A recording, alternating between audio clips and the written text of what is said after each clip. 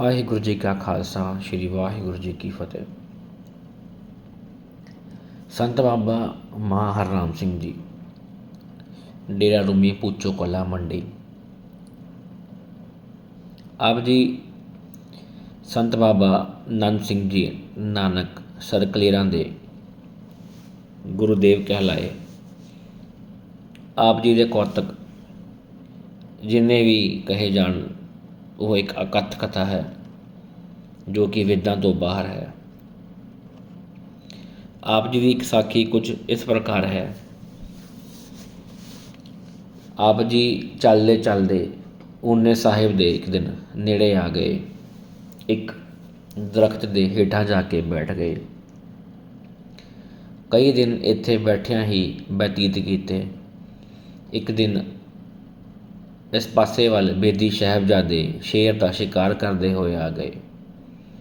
ਆਪ ਇੱਥੇ ਹੀ ਬੈਠੇ ਸਨ।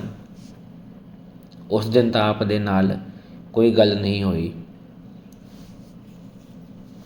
ਅਗਲੇ ਦਿਨ ਜਦੋਂ ਉਹ ਫਿਰ ਇੱਧਰ ਨੂੰ ਆਏ, ਆਪ ਜੀ ਨੂੰ ਇੱਥੇ ਬੈਠੇ ਵੇਖਿਆ ਅਤੇ ਕੋਲ ਆ ਗਏ।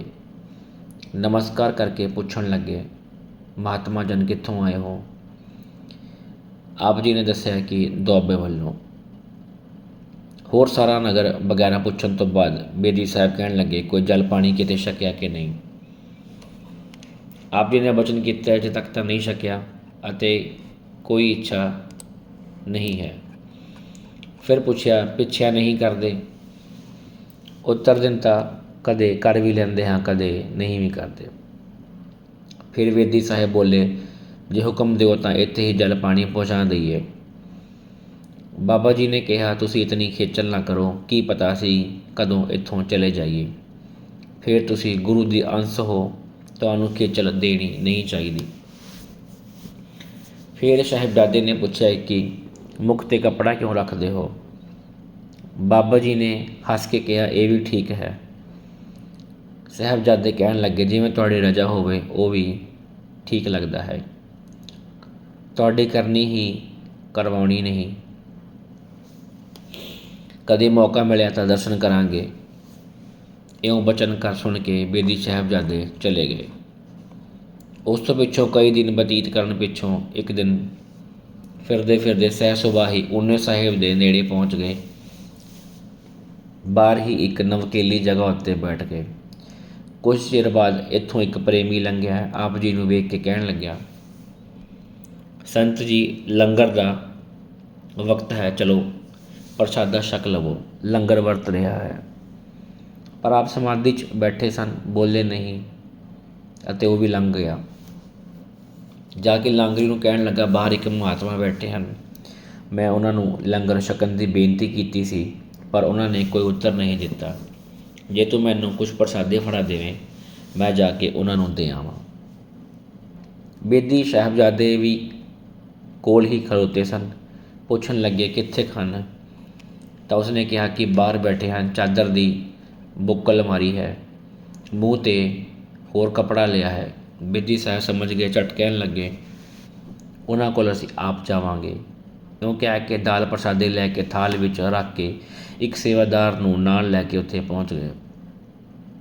ਬਾਬਾ ਜੀ ਨੇ ਵੇਖ ਕੇ ਗੁਰੂ ਕੀ ਅੰਸ਼ ਜਾਣ ਕੇ ਸਤਿਕਾਰ ਕੀਤਾ ਅਤੇ ਕਿਹਾ, ਤੁਹਾਨੂੰ ਖੇਚਲ ਕਰਨ ਦੀ ਕੀ ਲੋੜ ਸੀ? ਬੇਦੀ ਸਾਹਿਬ ਨੇ ਉੱਤਰ ਦਿੱਤਾ, ਕਮਾਈ ਵੱਡੀ ਹੈ, ਜਾਤ ਜਨਮ ਵੱਡੀ ਨਹੀਂ। ਜੀ ਆਇਆਂ ਨੂੰ, ਲਓ ਪ੍ਰਸਾਦਾ ਛਕੋ। ਬਾਬਾ ਜੀ ਨੇ ਲੋੜ ਅਨੁਸਾਰ ਛਕ ਲਿਆ। ਹੱਥ ਸੁੱਚੇ ਕਰਨ ਤੋਂ ਬਾਅਦ ਬਾਬਾ ਜੀ ਨੇ ਕਿਹਾ ਕਿ ਸਾਨੂੰ ਆਗਿਆ ਦਿਓ। ਤੁਹਾਡਾ ਬਚਨ ਜਿਹੜਾ ਤੁਸੀਂ ਕੀਤਾ ਸੀ, ਊਨੇ ਸਾਹਿਬ ਆਏ ਹੋ, ਹੁਣ ਮੰਨ ਲਿਆ ਹੈ। ਬੇਦੀ ਸਾਹਿਬਜ਼ਾਦੇ ਕਹਿਣ ਲੱਗੇ, ਜੇ ਤੁਸੀਂ ਹੁਕਮ ਦਿਓ ਤਾਂ ਆਹ ਸਾਰੀ ਜ਼ਮੀਨ ਦੂਰ ਤੱਕ ਜੰਗਲ ਵਾਲੀ ਆਪਣੀ ਹੀ ਹੈ। ਜਿੱਥੇ ਜਗ੍ਹਾ ਪਸੰਦ ਹੋਵੇ ਉੱਥੇ ਕੁਟੀਆਂ ਬਣਵਾ ਦਿੰਦੇ ਹਾਂ ਅਤੇ ਸੇਵਾਦਾਰ ਇੱਕ ਜਾਂ ਦੋ ਤੁਹਾਡੇ ਪਾਸ ਰਹਿਣਗੇ। ਹੁਕਮ ਅਨੁਸਾਰ ਸਭ ਚੀਜ਼ ਤੁਹਾਨੂੰ ਆਸਣ 'ਤੇ ਪਹੁੰਚ ਜਾਇਆ ਕਰੇਗੀ। ਬਾਬਾ ਜੀ ਨੇ ਕਿਹਾ ਕਿ ਸਾਨੂੰ ਕਈ ਇਕਾਂਤ ਸਥਾਨ ਦੱਸੋ, ਜਿੱਥੇ ਨੇੜੇ ਨੇੜੇ ਕੋਈ ਆਬਾਦੀ ਨਾ ਹੋਵੇ, ਸਿਰਫ ਇੱਕ ਪਾਣੀ ਹੋਵੇ। ਤਾਂ ਬੇਦੀ ਸਾਹਿਬ ਕਹਿਣ ਲੱਗੇ, ਉਹ ਟਿਕਾਣਾ ਹੈ ਤਾਂ ਸਹੀ, ਇੱਥੋਂ ਕਈ ਦਿਨ ਦੇ ਵਿੱਚ ਪਹੁੰਚੀਦਾ ਹੈ, ਬਹੁਤ ਦੂਰ ਹੈ। ਆਪ ਬੋਲੋ ਕਿ ਉਹੀ ਚਾਹੀਦਾ ਹੈ। ਬੇਦੀ ਸਾਹਿਬ ਨੇ ਸਭ ਨਿਸ਼ਾਨੀਆਂ ਦੱਸ ਦਿੱਤੀਆਂ। ਆਪ ਜੀ ਨੇ ਬਚਨ ਕੀਤੇ, ਹਾਂ ਉਹੀ ਸਥਾਨ ਸਾਨੂੰ ਪਸੰਦ ਹੈ। ਆਪ ਉਸ ਵਕਤ ਹੀ ਤੁਰ ਪਏ। ਹੌਲੀ ਹੌਲੀ 5-7 ਦਿਨਾਂ 'ਚ ਪਹੁੰਚ ਗਏ। 4 ਚਫੇਰੇ ਉੱਚੇ ਪਹਾੜਾਂ ਵਿਚਾਲੇ ਇੱਕ ਸੰਘਣੇ ਬਿਰਛ ਹੇਠ ਦੀ ਨਦੀ ਦਾ ਨਿਰਮਲ ਜਲ ਵਗ ਰਿਹਾ ਸੀ। ਇੱਥੇ ਗਰਮੀ ਸਰਦੀ ਮੌਸਮ ਬੜਾ ਸੁੰਦਰ ਸੀ। ਜੋ ਉਸ ਨਦੀ ਦੇ ਕਿਨਾਰੇ ਬੈਠ ਗਏ। ਬਾਬਾ ਜੀ ਬਚਨ ਕਰਦੇ ਹੁੰਦੇ ਸਨ, ਇੱਥੇ ਅਸੀਂ 5 ਸਾਲ ਰਹੇ। ਕੁਝ ਚਿਰ ਬਣਾ ਵਿੱਚੋਂ ਫਲ ਮਿਲ ਜਾਣਾ ਅਤੇ ਛਕ ਲੈਣਾ। ਪਹਿਲੇ ਮਹੀਨੇ ਤੀਸਰੇ ਦਿਨ ਇੱਕ ਫਲ, ਦੂਜੇ ਮਹੀਨੇ 7 ਦਿਨ ਬਾਅਦ ਇੱਕ ਫਲ, ਤੀਜੇ ਮਹੀਨੇ 15 ਦਿਨਾਂ ਬਾਅਦ ਇੱਕ ਫਲ, ਚੌਥੇ ਮਹੀਨੇ ਚੌਂਕੜਾ ਮਾਰ ਕੇ ਬਹਿ ਗਏ। 1 ਸਾਲ ਬਾਅਦ ਸਮਾਧੀ ਖੋਲ੍ਹੀ ਤਾਂ 2 ਫਲ ਪਏ ਨਜ਼ਰ ਆਏ। ਵੇਖ ਕੇ ਮਨ ਵਿੱਚ ਫੁਰਨ ਆਇਆ, ਇਹ ਕੌਣ ਰੱਖ ਗਿਆ। ਇੱਕ ਆਵਾਜ਼ ਆਈ, ਇਹ ਤੁਹਾਡੇ ਨਿਮਿਤ ਹਨ, ਛਕ ਲਵੋ। ਸੋਚਿਆ ਇਹ ਆਵਾਜ਼ ਕਿੱਥੋਂ ਆਈ। ਦੂਜੀ ਵਾਰ ਫੇਰ ਉਹੀ ਆਵਾਜ਼ ਸੁਣਾਈ ਦਿੱਤੀ। ਸੁਣ ਕੇ ਫਲ ਛਕ ਲਿਆ। ਉਸ ਤੋਂ ਬਾਅਦ ਫਿਰ ਸਮਾਧੀ ਲੀਨ ਹੋ ਗਏ। 2 ਸਾਲ ਬਾਅਦ ਸਮਾਧੀ ਖੋਲ੍ਹੀ, ਤਤਕਾਲ ਫਿਰ ਸਮਾਧੀ ਲੀਨ ਹੋ ਗਏ। 2 ਸਾਲ ਬਾਅਦ ਫਿਰ ਸਮਾਧੀ ਖੋਲ੍ਹੀ। ਆਪ ਹੀ ਬਚਨ ਕਰਦੇ ਹੁੰਦੇ ਸਨ। ਅਸੀਂ 5 ਦੀਆਂ 3 ਚੌਂਕੜੀਆਂ ਲਾਈਆਂ। ਪਹਿਲੀ 1 ਸਾਲ ਦੀ, ਦੂਜੀ 2-2 ਸਾਲਾਂ ਦੀਆਂ। ਜੇ ਕੋਈ ਪੁੱਛੇ ਸਮਾਧਿਓਂ ਉੱਠਣ ਤੋਂ ਬਾਅਦ ਸਮੇਂ ਦਾ ਗਿਆਨ ਕਿਵੇਂ ਰਹਿੰਦਾ ਹੈ, ਇਸ ਦਾ ਉੱਤਰ ਸਤਿਗੁਰ ਨੇ ਆਪ ਹੀ ਬਾਣੀ ਵਿੱਚ ਦਿੱਤਾ ਹੈ।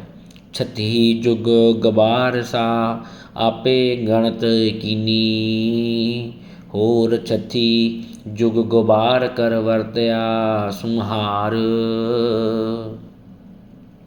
ਮਹਾਂਪੁਰਖਾਂ ਦੀ ਅਵਸਥਾ ਹੋਰ ਹੈ। ਮਹਾਂਪੁਰਖ ਨਿਰੰਕਾਰ ਨਾਲ ਹੋ ਕੇ ਸਮੇਂ ਅਨੁਸਾਰ ਦੇਹ ਵਿੱਚ ਆਉਂਦੇ ਹਨ। ਉਸ ਵੇਲੇ ਸਮੇਂ ਦਾ ਗਿਆਨ ਝੱਟ ਹੀ ਸਫਰਨ ਹੋ ਜਾਂਦਾ ਹੈ, ਕਿਉਂਕਿ ਵਾਹਿਗੁਰੂ ਚੇਤਨ ਹੈ, ਜੜ ਨਹੀਂ। ਵਾਹਿਗੁਰੂ ਦੀ ਚੇਤਨਾ ਸੱਤਾ ਹੀ ਸਭ ਨੂੰ ਚੇਤਨ ਰੱਖਦੀ ਹੈ। ਨਾਮ ਦੁਆਰਾ ਲੀਨ ਪੁਰਖ ਸਦਾ ਹੀ ਚੇਤਨ ਹੈ। ਸੰਸਾਰੀ ਬੰਦਾ ਜਦੋਂ ਕਿਤੇ ਬੇਹੋਸ਼ ਹੁੰਦਾ ਹੈ ਤਾਂ ਮੈਂ ਕਿੱਥੇ ਹਾਂ, ਤੁਸੀਂ ਮੈਨੂੰ ਕੀ ਕਰ ਰਹੇ ਹੋ ਆਦਿਕ ਪੁੱਛਦਾ ਹੈ, ਪਰ ਮਹਾਂਪੁਰਖ ਇਹਨਾਂ ਵਸਤੂਆਂ ਤੋਂ ਉੱਪਰ ਹੁੰਦੇ ਹਨ। ਸਭ ਦੇ ਹੀ ਸੋਝੀ ਪਈ, ਸੱਚੈ ਆਪ ਬੁਝਾਈ। ਵਾਹਿਗੁਰੂ ਜੀ ਕਾ ਖਾਲਸਾ, ਸ਼੍ਰੀ ਵਾਹਿਗੁਰੂ ਜੀ ਕੀ ਫਤਿਹ।